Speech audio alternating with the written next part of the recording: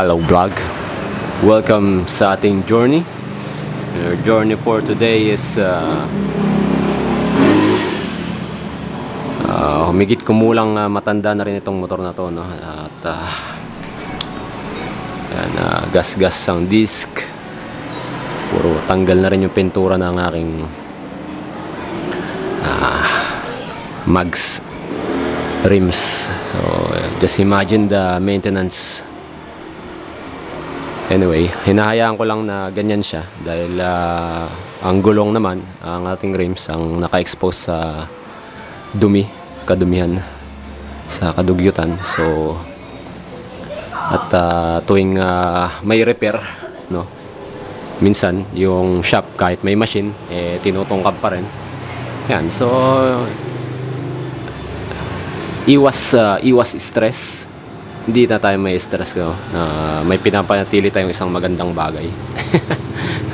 Basta it's serving its purpose, hindi ka may stress kahit tongkabin pa nila, no?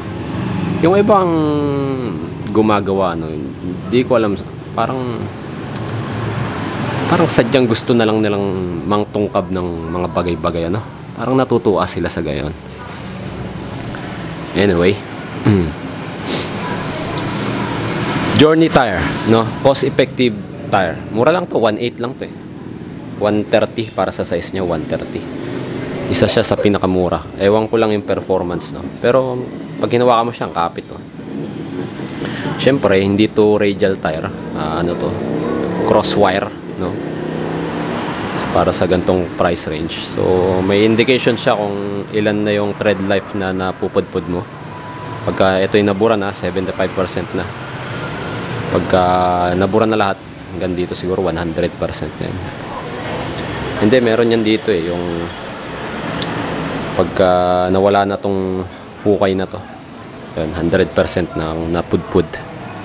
O, mukhang magtatagal to sa akin kasi itong aking Pirelli ay sobrang tagal din ng kanyang service.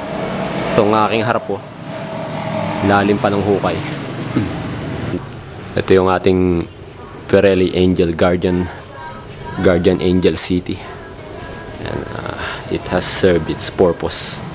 Ito, na-reach niya na ang kanyang limit. Pwede pa sana eh, no? Pero nagmamadali tayo magpalit. Okay lang yan. So, Journey tire. Sa rim ko, according sa Journey specs, mas maganda raw yung 120 dito sa 3.0.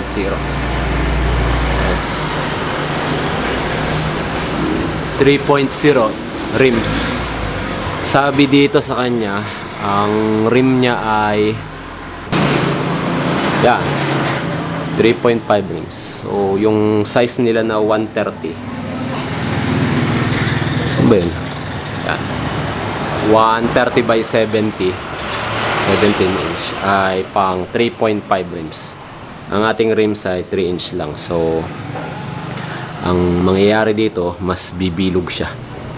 Yan, so mas maganda pala. Okay lang pala kung bumili tayo ng 120 sa rim na to, no? Para mapakinabangan natin yung halos lahat ng tread. Sa Pirelli ko kasi 130, ang napansin ko, hindi na ano to, hindi to napupudpud, no, sa area na to. Yan.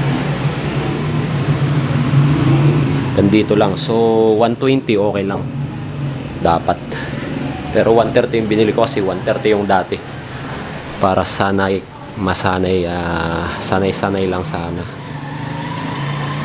Yun lang tayo nasanay, pero 120 pwede lang rito.